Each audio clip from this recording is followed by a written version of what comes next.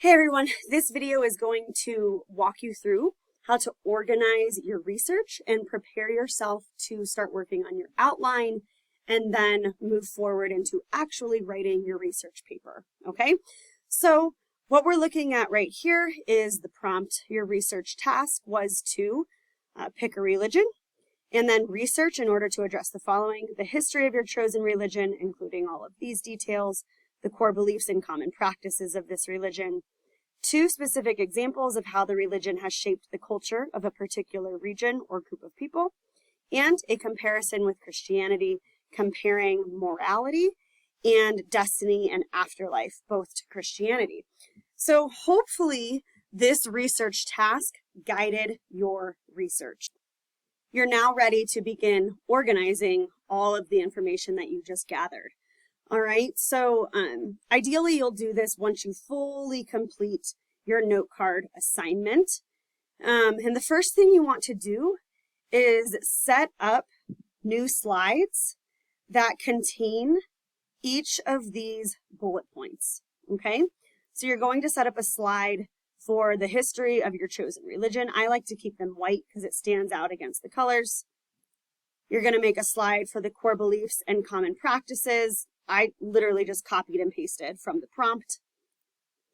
You'll have one slide for your first example of cultural impact, one slide for your second example of cultural impact, and then a slide for your comparison with Christianity, okay? So what you're essentially doing here is setting up new sections within your slideshow, okay? Once you have each of these set up, you'll scroll down so you can see your sources. I'm going to get rid of this right here. Okay.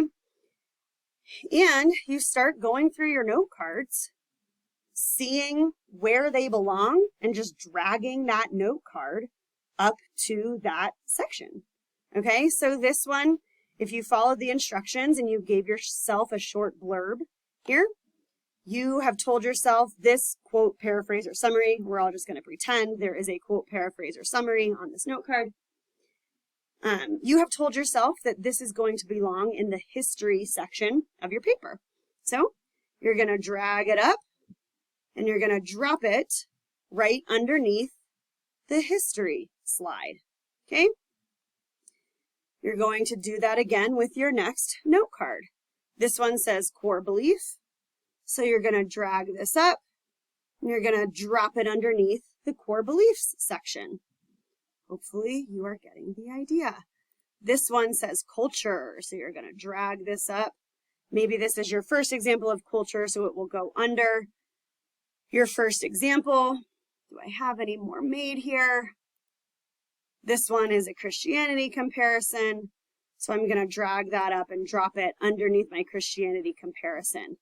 So you will keep doing this until you have sorted all of your note cards. Okay, this one is a culture. We're going to put it right there. Let's pretend this one says history. We're going to drop it right there.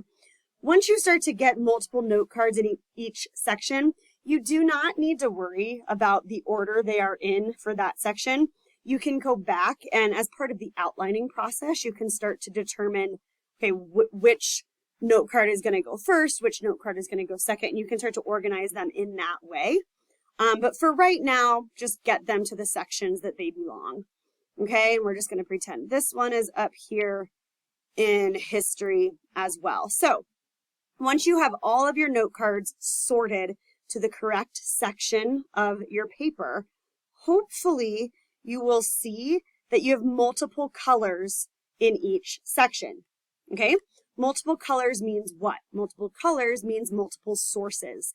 That means that you have multiple sources speaking about that one section of your paper. This is the goal to achieve synthesis, right?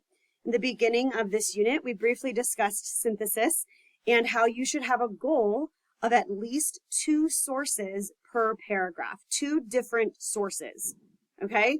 Presenting either a quote, paraphrase, or summary about the same section, about the same topic.